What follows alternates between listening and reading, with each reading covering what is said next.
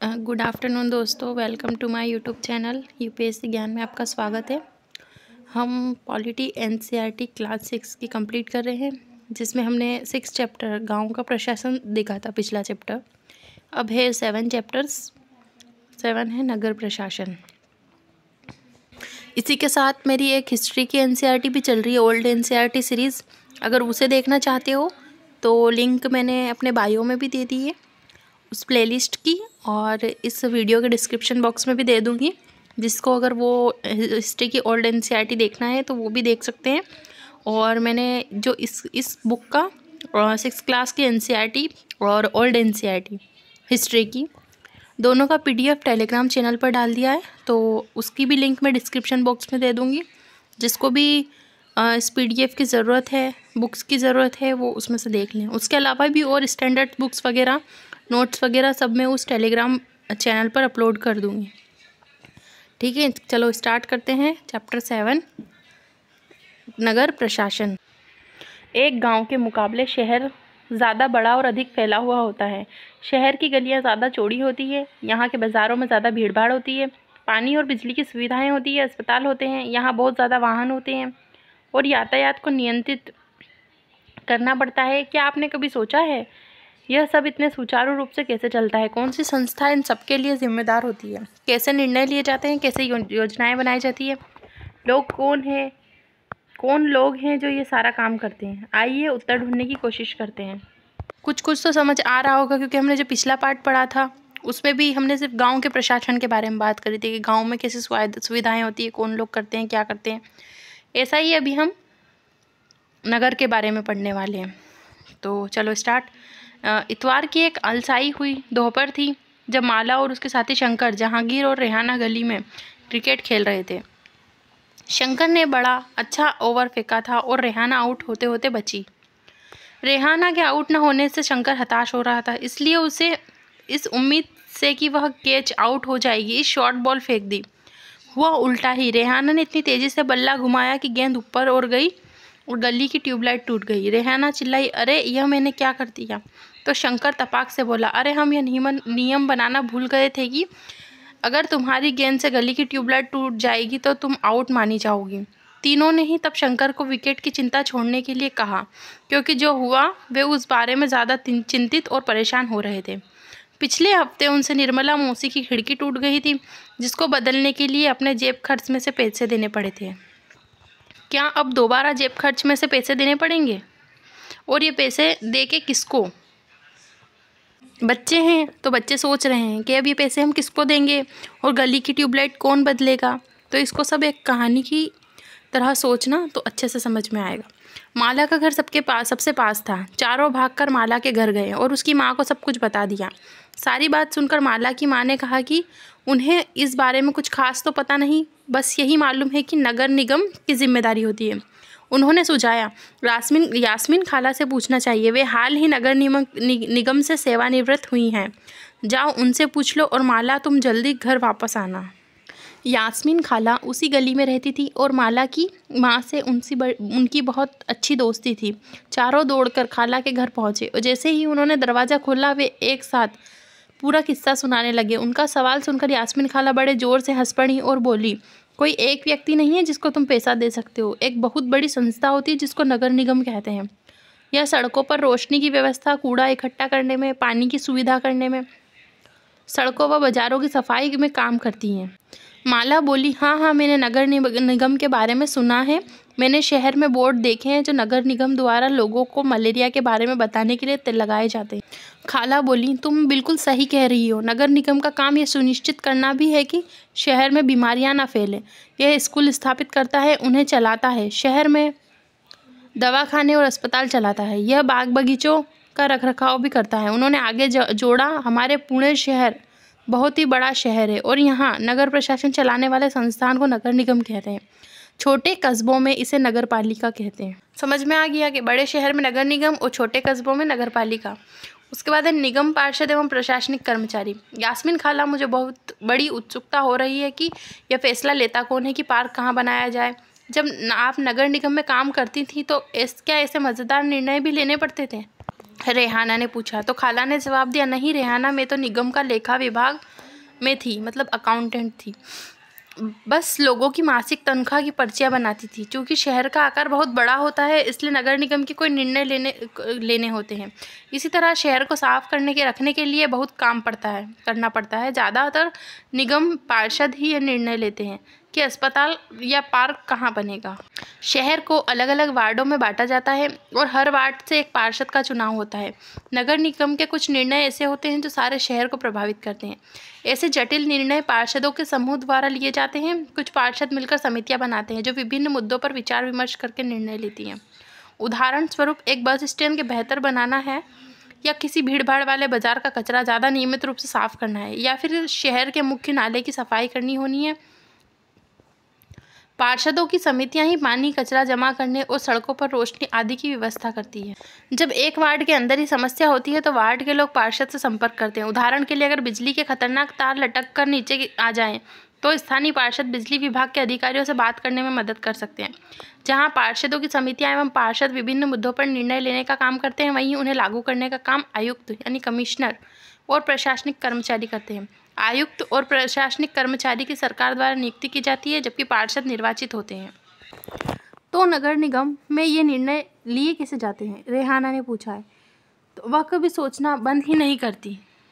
बच्चों के सवालों से खुश होते हुए यास्मीन खाला ने जवाब दिया, सारे वार्डों के पार्षद मिलते हैं और सबकी सम्मिलित राय से एक बजट बनाया जाता है। उसी बजट के अनुसार पैसा खर्च किया जाता है। पार्षद यह प्रयास करते हैं कि उनके वार्ड में विशिष्ट जरूरतें परिषद के सामने रखी जा सकें। फिर ये निर्णय प्रशासनिक कर्मचारियों द्वारा क्रियान्वित किए जाते हैं। खाला बड़ी खुश थी क्योंकि किसी बड़े व्यक्ति ने तो आज तक उनके काम के बारे में नहीं था। बच्चों के सवालों ने उन्हें अपने अनुभव बांटने का एक मौका दिया था। शंकर ने बड़ी उत्सुकता से पूछा, अपना शहर तो इतना बड़ा है, इसकी देखभाल के लिए बहुत लोगों की ज़रूरत पड़ती होगी। खाला, तब तो नगर निगम में ढेर सारे लोग काम करते होंगे। वह अब तक क्रिकेट के मैच और अपने अधूरे ओवर की बात बिल्कुल भूल चुका था। दरअसल शहर में काम को अलग अलग विभागों में बांट देते हैं। जैसे जल विभाग होता है, कचरा जमा करने का विभाग, उद्यानों का देखभाल का विभाग, सड़क व्यवस्था का विभाग इत्यादि। मैं नगर निगम के सफाई विभाग में थी, उसी का लेखा विभाग में हिसाब किताब का काम करती थी। खाला बड़े इत्मीनान से बता रही थी। फिर बच्चों के खाने के लिए रसोई से कबाब लाने चल पड़ी।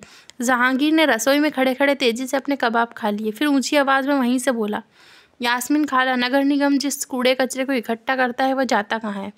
बाकी बच्चे अभी कबाब खा ही रहे थे। यास्मीन खाला ने बताना शुरू किया। इस सवाल का बड़ा जवाब बड़ा मज़ेदार है। जैसा कि तुम जानते हो, कचरा लगभग हर गली में ही फैला रहता है। पहले हमारे पड़ोस का भी यही हाल था, चारों तरफ कूड़ा फैला रहता था। अब कूड़े को इकट्ठा करके हटाया ना जाए तो मक्खियाँ भिनभिनाती रहती और आसपास के कुत्ते चूहों का जमावड़ा हो जाता है। लोग इसकी बदबू से बीमार भी पड़ते हैं।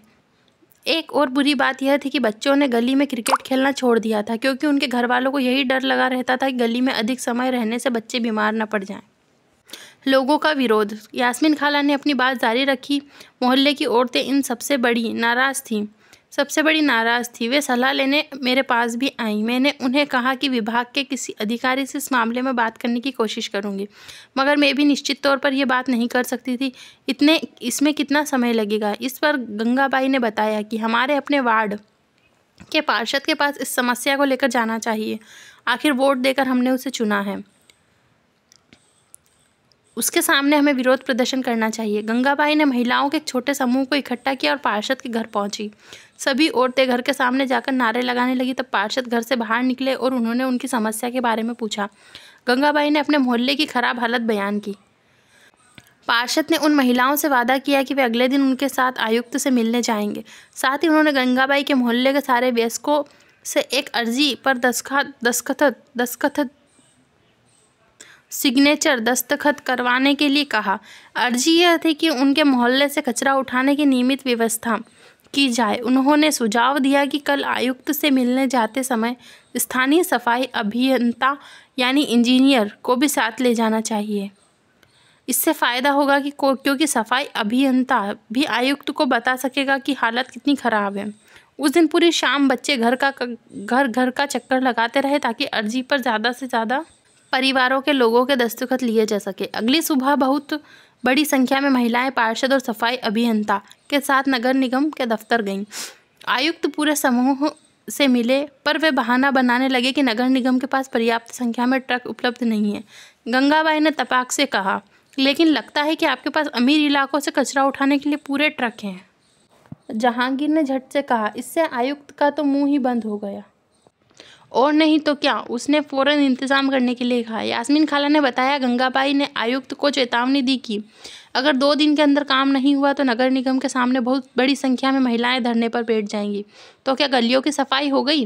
रेहाना ने झट से पूछा, जो कभी चीज़ों को अधूरा नहीं छोड़ती थी। 2 दिन तक कुछ भी नहीं हुआ, वो तो जब एक बहुत बड़े समूह ने विरोध प्रदर्शन किया, जोरदार नारे लगाए, तब जाकर बात बनी। अब मोहल्ले की सफाई नियमित रूप से होने लगी। अब ये कुछ क्वेश्चन है कि गंगाबाई किस बात का विरोध कर रही थी, तो इसका आंसर आपको देना है, अभी हमने पढ़ा है। आपके हिसाब से गंगाबाई ने पार्षद के पास जाने की बात क्यों सोची? जब आयुक्त ने यह कहा कि शहर में ट्रकों की संख्या पर्याप्त नहीं है, तो गंगाबाई ने क्या कहा? ये तीनों आंसर्स अभी हमने पढ़े हैं और ये देने की कोशिश करिएगा कमेंट बॉक्स में। यह तो बिल्कुल बम्बईया सिनेमा की तरह सुखद अंत हुआ, माला ने कहा। वह अपने आप को नेतृत्व करने वाली गंगाबाई की भूमिका को देखने का सपना देख रही थी। सभी बच्चों को गंगाबाई की कहानी सुनकर बहुत मजा आया। उन्हें इसका आभास तो था कि मोहल्ले में गंगाबाई की खासी इज्जत थी और लोग उन्हें बहुत मानते थे, मगर उसका कारण उन्हें अब समझ में आया था। बच्चों ने खाला का शुक्रिया अदा किया और जाने के लिए उठ खड़े हुए। जाते जाते रेहाना ने कहा, खाला बस एक आखिरी सवाल और है, घर पर अभी जो कूड़ेदान है वो भी क्या गंगाबाई का सुझाव था? खाला हंसने लगी, बोली, अरे नहीं नहीं, यह तो नगर निगम ने ही सुझाव दिया था।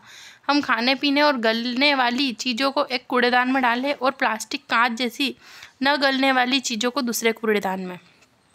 जब हम अपने कचरे की छटाई कर देते हैं तो निगम वालों का काम थोड़ा आसान हो जाता है। बच्चों ने इतने सारे सवालों का जवाब देने के लिए खाला का फिर से शुक्रिया अदा किया और टहलते हुए गली की तरफ चल पड़े। बहुत देर हो चुकी थी और उन्हें जल्दी जल्दी घर पहुंचना था।